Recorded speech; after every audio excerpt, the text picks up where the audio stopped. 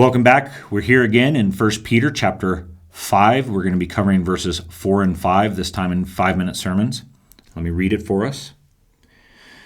And when the chief shepherd appears, you will receive the unfading crown of glory. Likewise, you who are younger, be subject to the elders. Clothe yourselves, all of you, with humility toward one another. For God opposes the proud, but gives grace to the humble.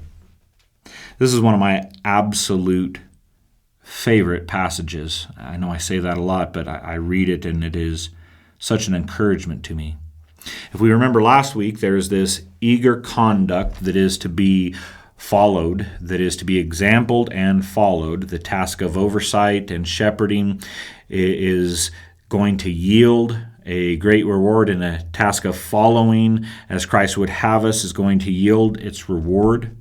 And we see a connection of leadership and followership here, and it's not by position per se, follow them because they have this label, but it is a follow those who lead in such way, and that's why it says likewise. Here's the humility with which we should likewise conduct ourselves. Likewise, you who are young, do this. But before he gets to that, he says this wonderful thing, this wonderful promise, and when the chief shepherd appears. The shepherding of the flock is always done as an under-shepherd, and those who are being shepherded should also recognize that that is the position of the shepherd. Again, this is not just for the pastor, this is not just for the elder, and we can skip over it. This is for everyone, recognizing the reality that the chief shepherd is coming, and he is the one who has authority.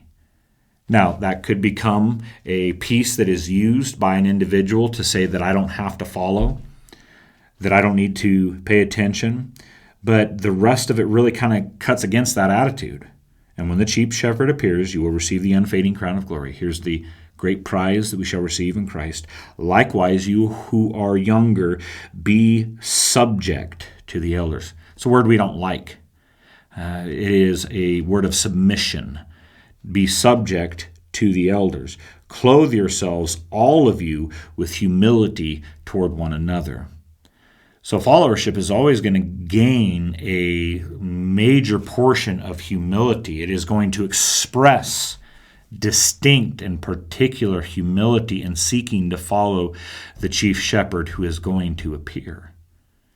Following his word, following his way, following with eagerness, following with humility. Clothe yourselves, all of you, with humility toward one another, for God opposes the proud, but gives grace to the humble. Where does God's opposition stand? God's opposition stands to those who are proud. It may not manifest it in the way that we would think or would hope or would fit cultural norms and understandings, but the fact is that God's opposition is against those who are proud.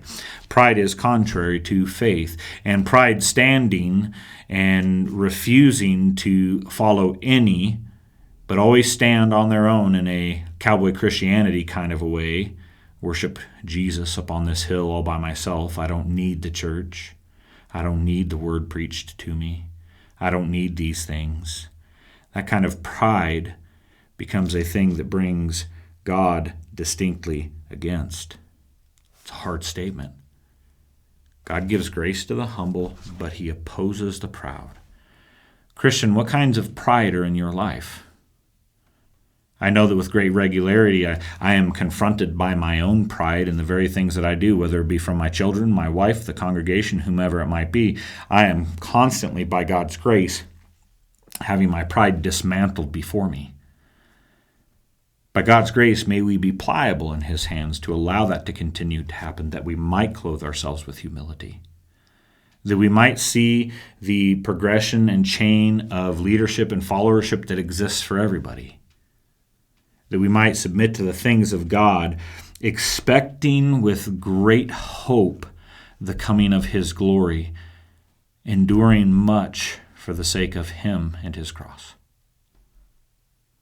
My friends, thank you for your time once again. May God bless you, and may you be clothed in humility.